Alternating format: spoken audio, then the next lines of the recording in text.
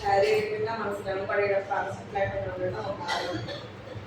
మానసికంగా ఒక ఆరోగ్యం. మానసికంగా అంటే స్థిరంగా కూర్చోగలగడం, ఏదైనా టెన్షన్ లేకుండా ఉండడం, అది ఒకటి. మానసికంగా స్టడీగా ఉన్నది కూడా అదొక రకమైన ఆరోగ్యం.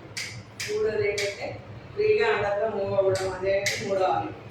ఇట్లా 3 రకాలుగా మనం ఉంటేనే మనం ఆరోగ్యంగా ఉన్నట్టు. ఈ ఆరోగ్యంగా ఉండాలి అంటే ఇప్పుడు మెడిటేషన్ చాలా బాగా ఉపయోగపడుతుంది. ఎందుకంటే మనలో ఉన్నదంట ఏకాగ్రతను తీసుకురావడానికి, ఆరోగ్యాన్ని తీసుకురావడానికి. అలాగే మనం తీసుకునే ఆహారంలో కూడా, మన ఆహారపు శైలిలో కూడా మనం మార్పు తీసుకురాగలిగినప్పుడు మనం ఆరోగ్యంగా కూడా ఉండొచ్చు అనే దాని మీద ఒక చిన్న విషయం చెప్పుకోవచ్చు.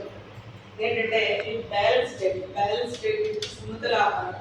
ప్రతిరోజు మనం సమతుల ఆహారం తీసుకుంటే ఆరోగ్యంగా ఉంటాం. సమతుల ఆహారం అంటే ఏంటంటే గింజ ధాన్యం, ఒక పప్పు ధాన్యం, అలాగే ఆకుకూర, పండు, పాల ఉత్పత్తి ఏమి కలిపి ఉంటే దాన్ని బ్యాలెన్స్ డైట్ ఉంటుంది. మనం రోజు తినేది అన్నం ఉంటాయి, కానీ భోజనానికి వెళ్ళినప్పుడు మనం తీసుకునేది భోజనంలో షడ్రూపేతమైన ఆహారం తీసుకుంటాం.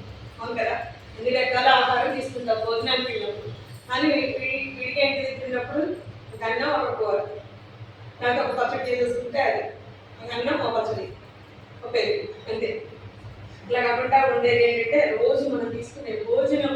నేను రోజు తీసుకునేది అన్నమే, అది భోజనం కాదు. భోజనం చేశారా అంటాం, అంతేగాని భోజనం కాదు. కాబట్టి భోజనం రూపంలోనే తీసుకోవాలి. భోజనం రూపంలో తీసుకోవాలంటే అది మనకి ఆర్థికంగా ఎక్కువ అవుతుంది కదా.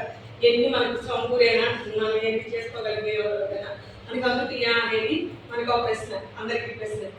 ఎందుకంటే మనం ఆలోచించే దాన్ని బట్టి మనం ప్లాన్ చేసుకునే దాన్ని బట్టి కూడా మనం రోజు భోజనాలు అవి కూడా చేసుకోవచ్చు. అది ఎలాగంటే రోజు నేను చెప్పాను కదా, ఒక గింజ ధాన్యం, ఒక పప్పు ధాన్యం, ఒక ఆకుకూర, ఒక కాయకూర, అలాగే ఒక పండు.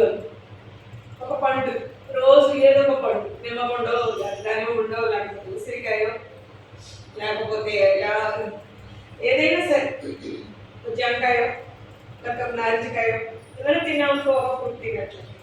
అలాగే పప్పు, రోజు పప్పు వండుకుంటాము అంటే కందిపప్పు ఒకటే పప్పు కాదు, అన్ని రకాల పప్పులు ఉన్నాయి కదా.